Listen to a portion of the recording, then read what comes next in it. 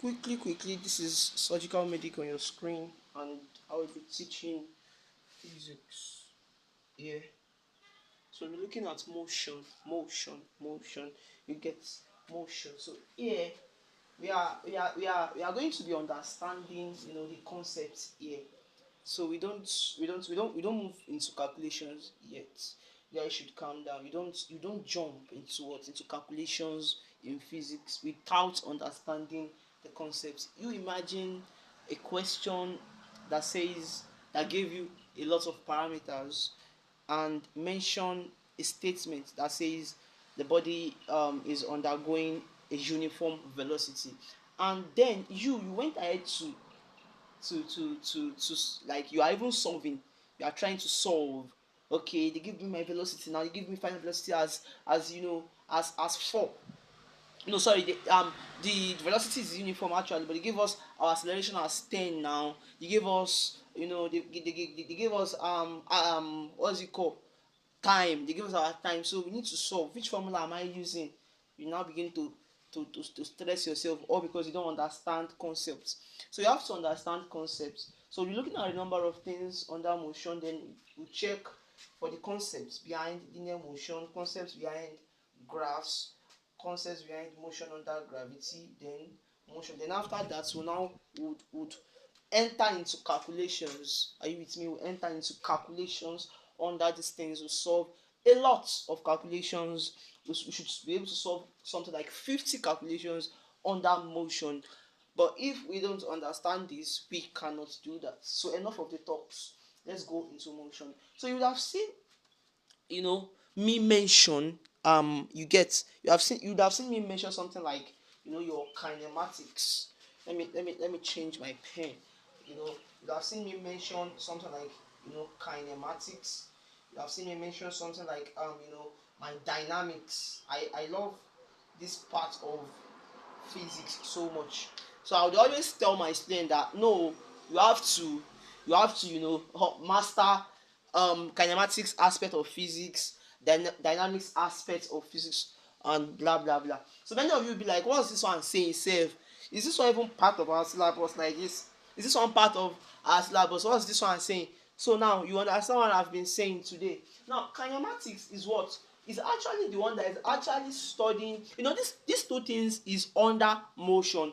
Get that first. It's actually coming from our motion. You get. So we can say kind, or let's call it type.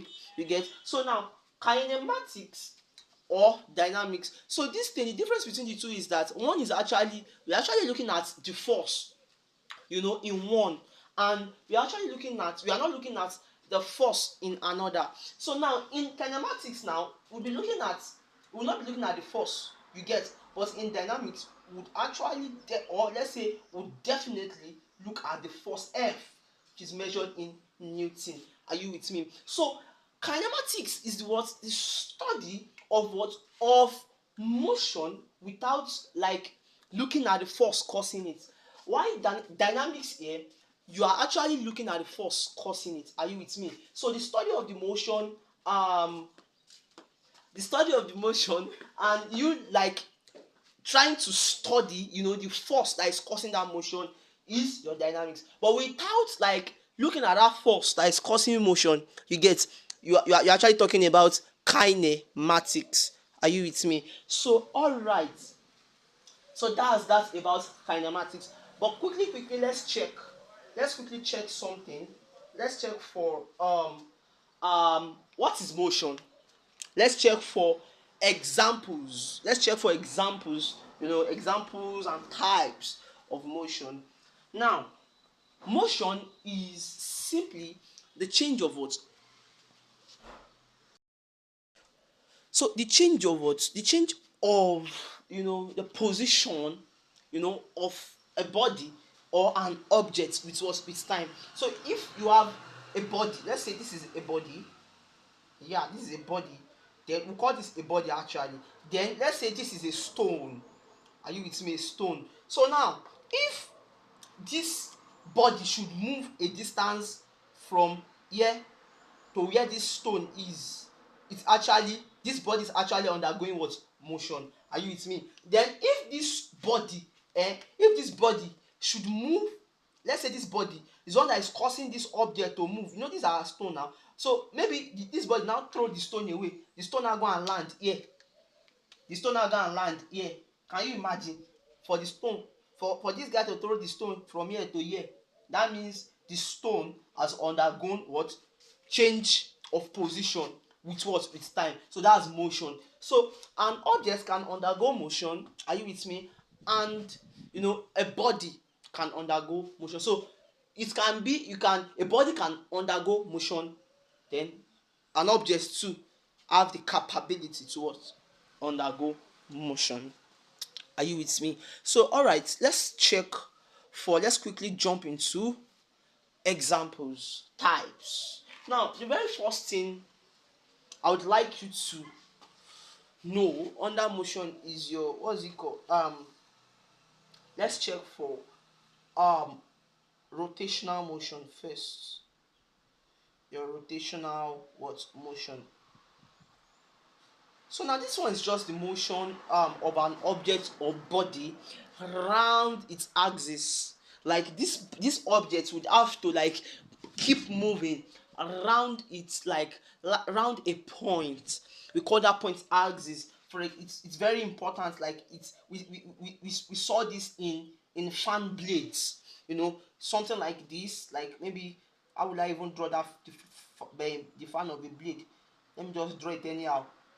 It's just for you to like understand the concepts. Just don't mind my drawing, or don't just mind my drawing. Just let's call this one fan, cha. Let's call it fan. Let's call it a fan. You know that these are the blades now. These are the blades. These are the blades. This 0 0. This 1 2 3 4 are the blades. We say that this blade is actually going to be moving around this axis.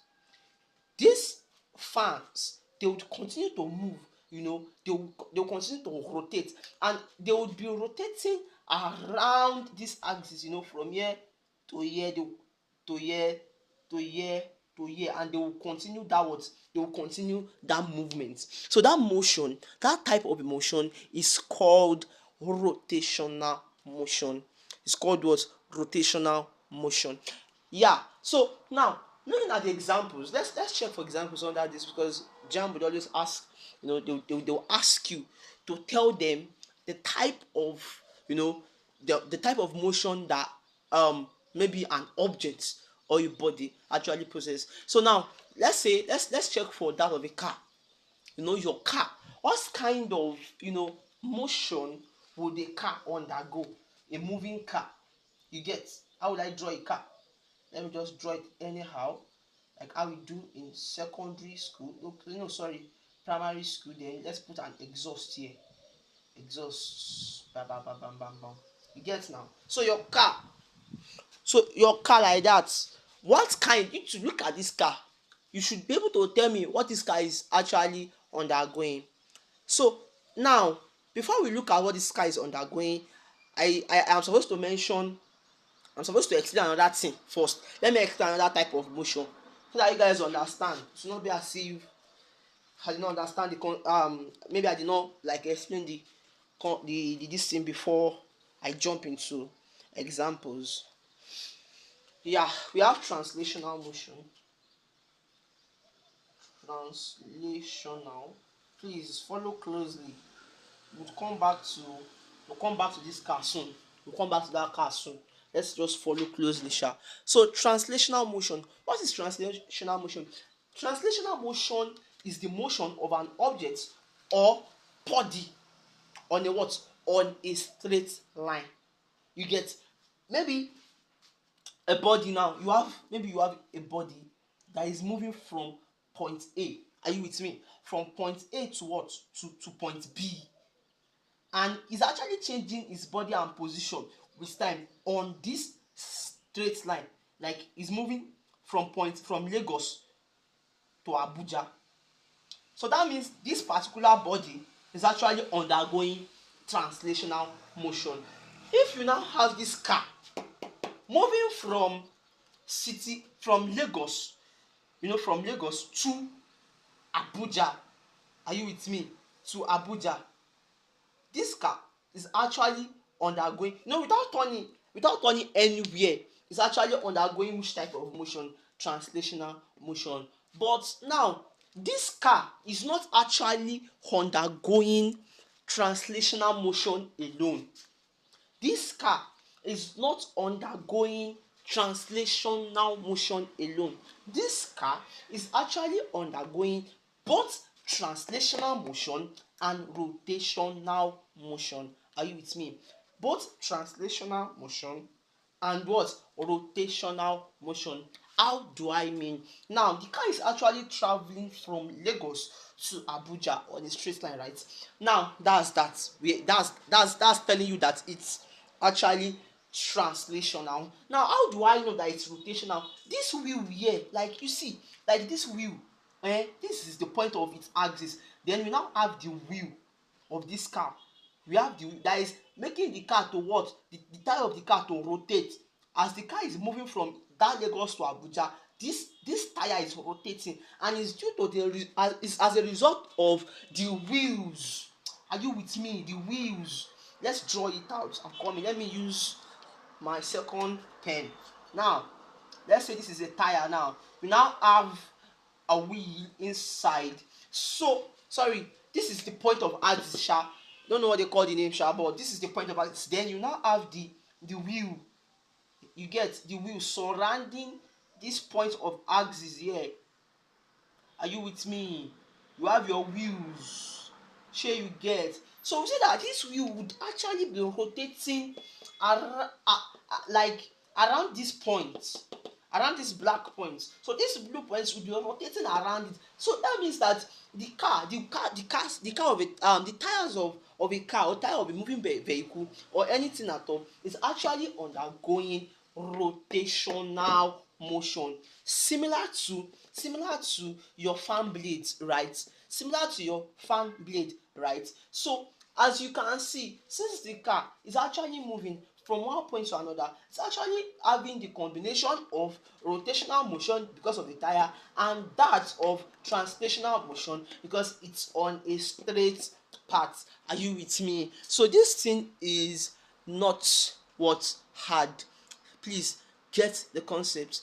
This would save you, that's question 1, question 2, question 3, question 4, question 5 in your JAMB Physics. Are you with me? So alright, let's check more types. We have the oscillatory motion. Are you with me? We have the oscillatory motion. Oscillatory, we call it oscillatory or we call it vibrational.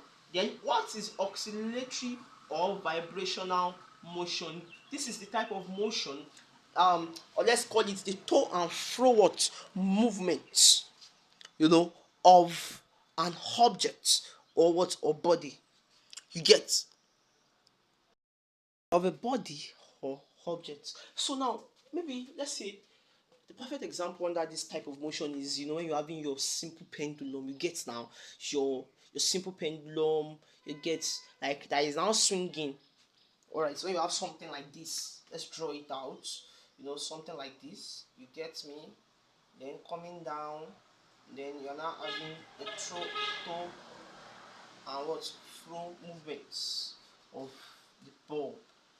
So you get of a pendulum, maybe an object. So coming like this, you get me now. They're coming like this again. So the to and fro movements, that to and fro movement of that object or body is actually undergoing oscillatory motion. You get? So now we have a lot of examples under this motion, this type of motion. The example of your object that is like attached to a spring. You get? Maybe let me draw down also. Maybe you have a suspended spring. Let's just call this. Let's do the spring like this actually. So it's now actually carrying a mass. You get? Maybe the mass of 10 kg. Are you with me? So this is a perfect example of an oscillatory motion, because you see that if you draw this mass down, like you apply force. When you apply force and like you draw it down, thereby causing it to move up and down, so that this place will be expanding, going up and down, like this part from here to here is going up and down. So that to and fro movement is given as what? Oscillatory or vibrational motion. And to those who play guitars very well, guitars, they are strings. The strings of a guitar also undergo this type of motion, because when you pluck that string, you see that the string would, like, it will vibrate now, like that's it, vibrational motion. And another name for vibrational motion is oscillatory. So if you don't play guitar too, when you strike a string, I don't know if you have seen a string before, a string, when you strike a string, you see that it will vibrate. So that vibration is actually called oscillatory, and that type of motion is oscillatory or vibrational what motion. Then I think we have the prongs of a turning fork. I don't know if you are noting these examples down. Prongs of a turning fork would actually undergo oscillatory. So when we get to waves, don't worry, when we get to waves, you guys would understand what I mean by the prongs of a turning fork. So let's go into that now. That's not the focus of today. Now let's go to, we still have something like, a motion called random motion. You have your what? Random motion. This is the type of motion that is undergo by that a body undergoes when it's in irregular manner, like absurd manner. Like, what do I mean by irregular manner? Like manner that does not make sense. You get, like, for example, now your wave particles, now when you see, okay, let's talk about gas particles. Gas particles, that maybe the gas that you are using at home now, let's use that one as an example. You now open that gas down, like you open it, you go and fill it down, you forget to like switch it off, so you leave it on. You see that this thing, I think it's not even visible to the eyes, right? It's not visible, but if you should look at it very well, if you should see it, you see how these particles are actually scattered. They possess great kinetic energy, so they will just move.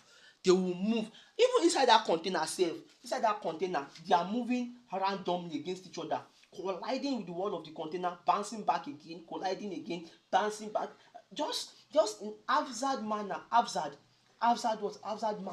So their manner of arrangement, they don't even have sense. You get, that's random motion. And we see that Brownell motion is a perfect what this thing. So Brownell actually made us understand this Brownian motion, where he said particles would move in a zigzag manner.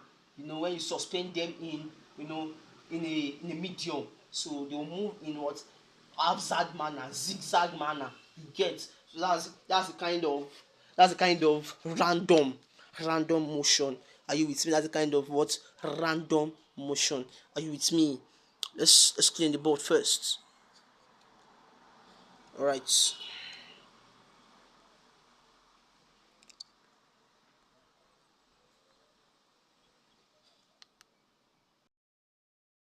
Let's look at some terminologies. Yeah. So after this, so let's look at our position. What do they mean by position? What do they mean by, when they say distance?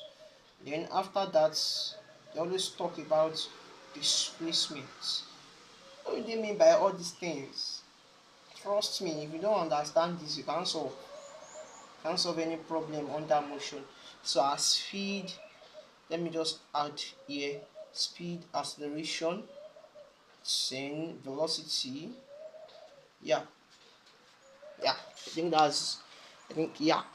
position, distance, displacement, speed. Then we now have something like uniform. I think uniform acceleration, uniform acceleration, uniform velocity, uniform speed. Are you with me? Uniform acceleration, uniform velocity, uniform speed. Then as well as your instantaneous. I think that marker is not writing well. Let me change it to black. So you have your instantaneous, acceleration, velocity, and what? And speed. So yes, let's understand this very well. then we journey, you get. So we journey. All right, so let's go, let's take our position. Let me write it again, because yeah, so let's take care of this. What do they mean by position? Position is just like, the location of a particular body. Yes, a particular body or object. For example, now this point is a position. This point also is another position. Are you with me? So you're trying to locate, you get. Let's connect these positions together. So I've successfully connected this. Now how do I get my position? Now this is my position here. I'll call this position X.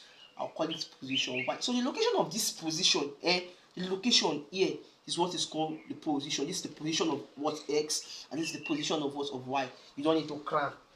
You don't need to cram. So are you with me now? That's just that under position. You get. Then distance. You get. Then distance. What's distance? Distance is now the separation between these two positions. Are you with me?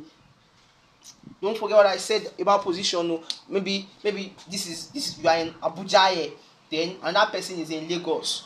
So we locating you at X. That means we located you at Abuja.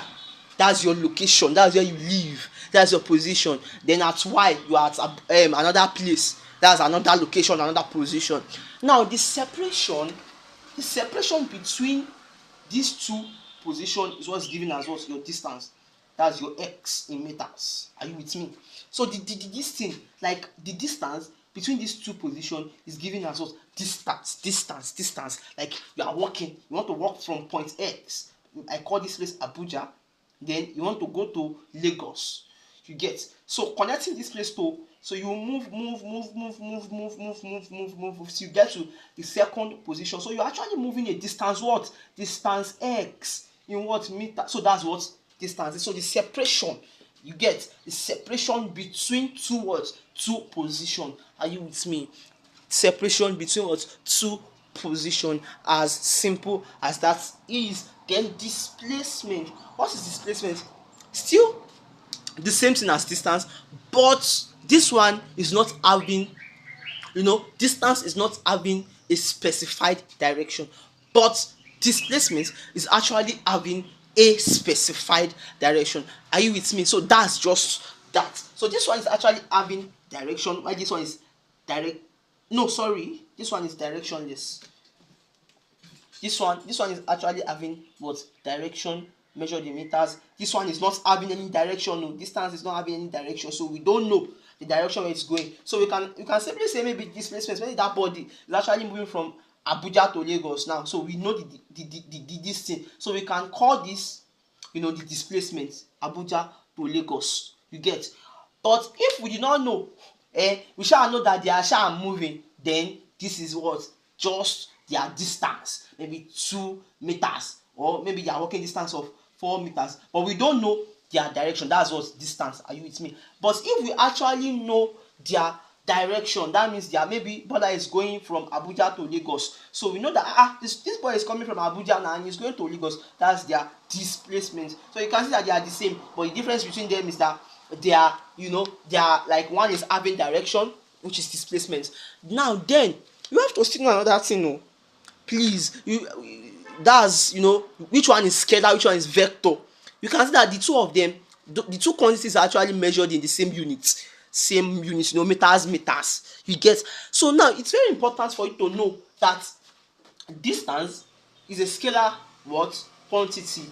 If you don't know this one, that means you are not following closely. That means you do not even check the lecture video on scalar and vector quantity, because I explained this very well, where I used a mnemonic. I even remember Mr.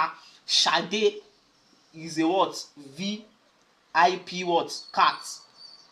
Yes, where the D is what? The distance. Are you with me? So that's scalar. Go and check for that video.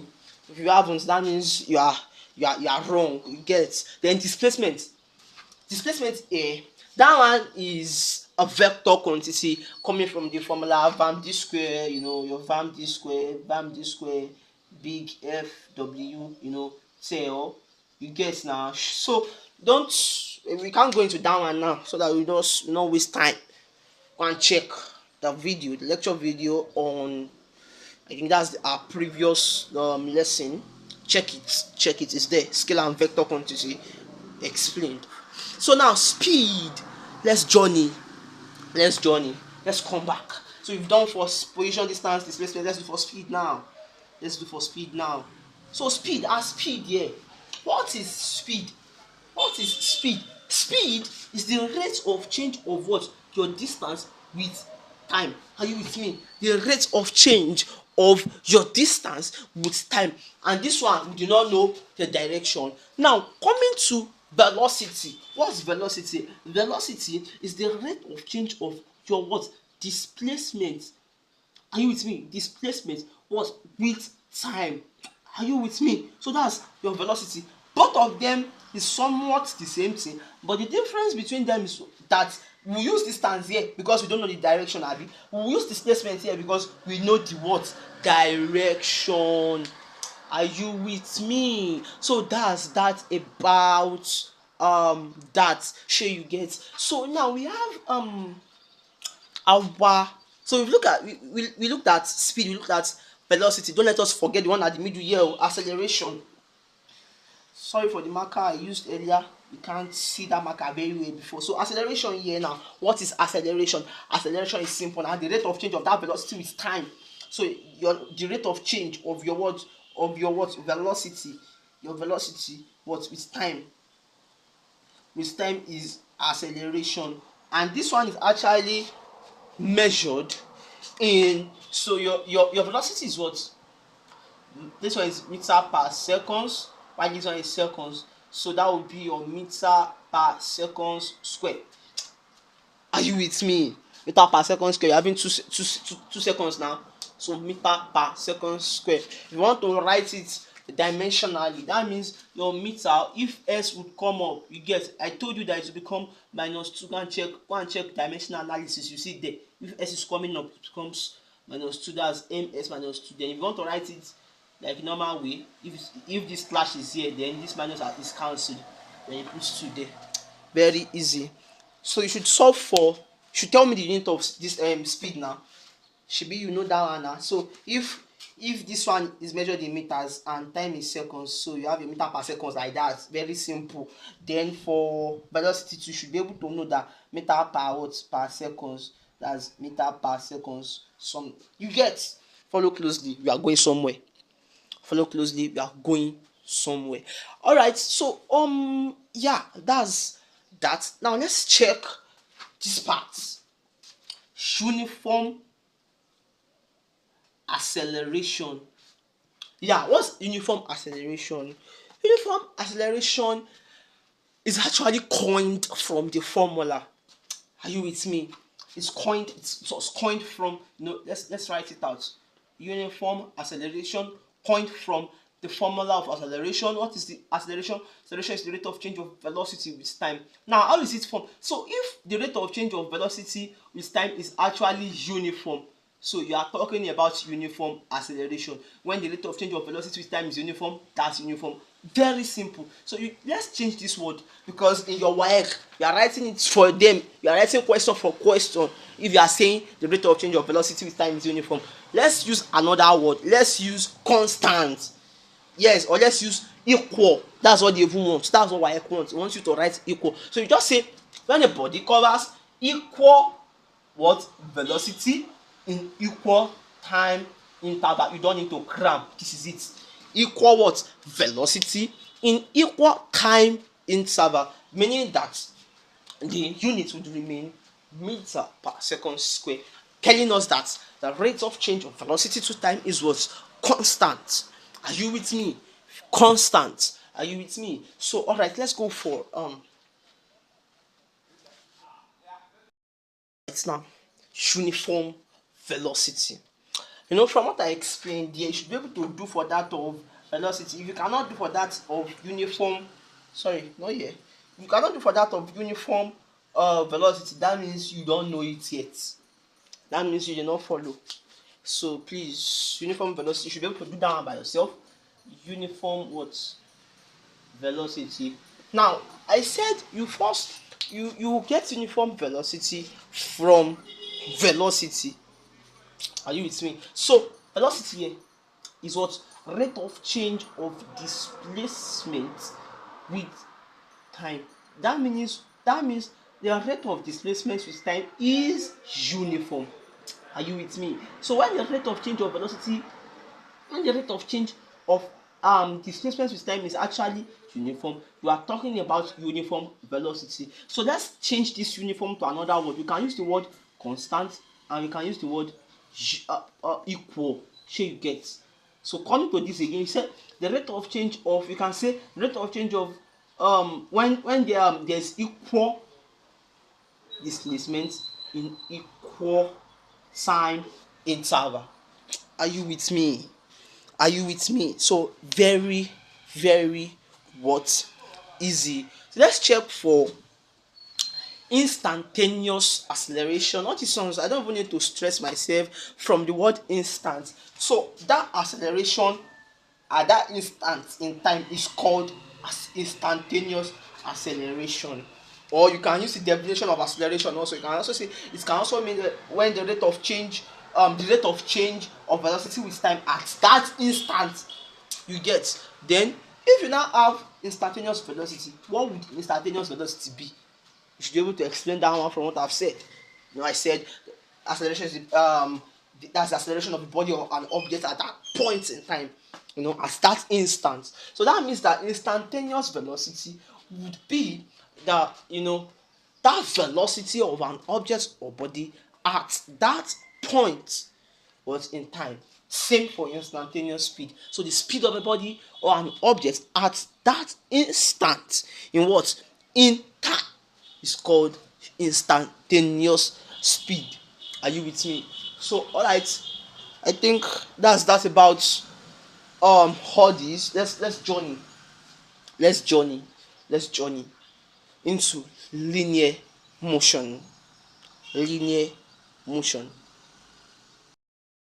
Linear motion, right? Linear motion. There are key things you need to know under linear motion. Actually, there are key things you need to know. Key things you need to master under linear motion. But let's start with those equations you need to know. Those equations you'd always use calculations. Yeah, let's check from that. So you have to know this. V is equals to U plus AT. Your S is equals to UT plus half AT square. Then your V square is equals to U square plus 2A of S. Are you with me? So these are formulas you need to know. These are formulas you need to know. Are you with me? Alright. Yeah. Let's go. I've explained uniform acceleration, what uniform velocity means. So I would let me use graphs. Let me use a particular graph to explain them once more, so you can lock it in, because you'd always would solve calculations using graphs. So if you don't understand the graphs well, also you would find it difficult. So when we begin to solve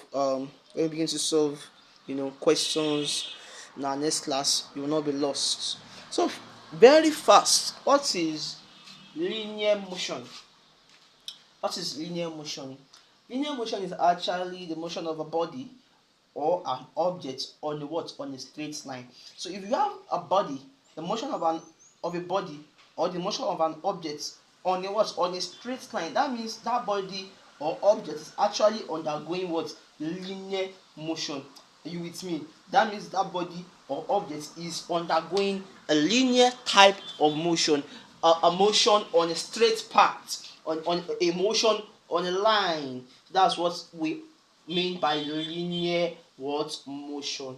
So that's that, and you have to master this these formulas, you need it, because that's what you'll be using for every questions under this aspect. Now quickly let's quickly draw, let me draw this thing for you. All right, when you have something like this, you get something like this. So you get, then you now have something like this. Then let's call this place V. V is what? Meter per watt seconds. Then here would be your time in seconds. Get time in seconds. Alright, so now you now have, maybe, so if you have a line moving from rest here going like this, that means that that particular body is actually accelerating, because you see that velocity is actually changing. This is 0, so is 0 progressing, let's say it progresses to 2, then to 4, then to 6, to 8, blah blah blah. Then you see that at t, maybe the time is actually, let's call it 1. Maybe at 4, maybe the time is actually what? 2. Then you can see that the velocity is actually changing with what? With time. As the velocity is changing, the time is also what's changing? 4. So at 2 the time is 1, at 4 you get. So and they said the rate of change of what? The rate of change of velocity to time, so change from 2 to 4 to 6 with time changing also, is what?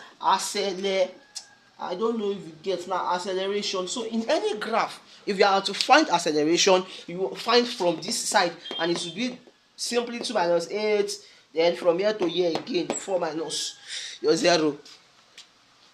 No, sorry, we are taking it from here, 0 minus 8, don't worry, 4 minus 0. So don't worry, when we get to calculations you understand very well, just for you to know that that's where acceleration is. So like our velocity is increasing, right? So we have acceleration here, but here, so from here this thing is now moving like this. As you can see, it's actually from this imaginary line, showing you that it's coming from velocity. So the velocity is now not changing, velocity is just at 8, just 8. You get, just still 8 meter per what seconds, you get now. So it just move at 8 only. So but it's now coming back to rest. You can't want to stop, you can't want to stop, so it has to come down like this. Show you, I don't know if you guys are getting the scope. So meaning that here, this point, I'll call this place point B. So that means at point B is what? Point of uniform what? Uniform velocity. You get me now? Uniform velocity. So that means that this place, there is no any, the change is constant. You get, like equal velocity, equal time, equal velocity, equal time. So yeah, this place, one concept that you must please take note of and write it in your book. So when the velocity of a body or an object is what? Constant, then the acceleration is 0. Are you with me? The acceleration 0. So if velocity here is constant, if velocity is what? If velocity is constant, then that is acceleration is what? Is 0. Please take note. So they might give you one very long question, and there is a parameter in it, like parameters. So you wrote the parameters, that's be like, yes, let's solve. You now begin to solve. Sometimes they will even put that answer inside the option, so that you'll be able to solve your nonsense and pick your nonsense answer. Sure you get. So but in the question says the velocity is uniform, they're not asking to find acceleration, and you are trying to solve. How will you be solving when you don't understand concepts? So when you understand concepts, you know that no, you go and look for a 0 in the what? Option. So that means your acceleration is 0. Now coming to this side, now our point C, don't forget where we are coming from. We are coming from A, B, C. At point C here, what's happening? The car is actually coming down. You can't want to what? Stop. So coming to stop here, your final velocity is 0. This is the final, like the final destination of that car. The final destination, the V, capital V is 0. Final velocity is 0. And this point C is known as the point of retardation, like your retardation. We call it retardation or deceleration. So you get anyone you want to call it there, retardation or deceleration. So the rate of the decrease in the velocity with time, as you can see here, the velocity was actually increasing. That's your positive acceleration. But here, velocity begin to decrease from 8 to 6 to 4 to 3 to 2 to 0, as you can see. So that's your retardation. You get, that's your retardation. And retardation would be negative, while your acceleration would be positive. And please take note, we've established the fact that final velocity is 0 when a body or an object is brought to rest. But when a body is starting from rest, that means your initial velocity is 0. So please take note in that calculation you want to go and solve. If they say that a body starts from rest, please, your initial velocity is what? 0. But if they say that the body is brought to rest, your final velocity is what? 0. But if they say that uniform velocity, that like the body is undergoing uniform velocity, then your acceleration is constant. I'm hammering this thing to your ear so that you can take note of it. Yeah, take notes, take notes, take note of it. So yes, that's that. So I think we can journey into, there's one more formula. So if a body is actually covering a distance in its last motion, you get, or in its nth time, we have the formula as our s, which is equals to what? U, right? U plus your a over 2 into bracket of 2t minus 1. Should that be formula book where you're writing all these things? Sure you will not forget. So take note of this formula. S is equals to u plus a over 2 into brackets of 2t minus 1. Are you with me? Please take notes. Now converting meter per second to kilometer per hour. Let's quickly chip that in. Let's chip it in. Converting meter per second to kilometer per hour. So let's assume they give you 4 kilometer per hour in the option, and you are asked to like find the answer in or you say they say you should convert it to meter per second. What are you actually going to do? It's very easy. Just speak like this. Your 4. What's kilometer? Kilometer is 1000. What's hour? 60 multiplied by 60. So you do it like that. That's 4 multiplied by your 1000. Then this last sign will become divided. Then just put your 60 over 60 here. Then you press your calculator. Solve it. Let's press your calculator. Let's see what happens. That's 4 multiplied by 1000 divided by your 3600. That's your 1.1111 meter per second. So 4 kilometer per hour is 1.1111 meter per second. Then there's still another method, there's still another simple method you can use. So if you want to convert without using this 1000 over 60 times 60, you can use your just the value they gave you, the magnitude 4 multiplied by 5 over 18. You also arrive at this. Try to press your calculator. Let's see if I'm correct or I'm saying nonsense. 5 over 18 multiplied by 4. As you can see, same answer. So it's not as if I'm giving you guys lamba. You get? So that's that about that. So I think we should journey. We are getting somewhere. So we are understanding key concepts. We are not joining into calculation yet. Nope. So we are understanding motion under gravity. Right. We are coming to the end. Small. Motion under gravity. Alright. So yeah, under this place, you need to understand your formulas, which is your normal one, V, which is equals to U plus or minus GC your S, which is equals to ut plus or minus g plus or minus half, gt squared. Then your v squared, which is equals to u squared plus or minus 2g of s. Are you with me? It can be s, it can be h. So all right, you have to know this under motion under gravity.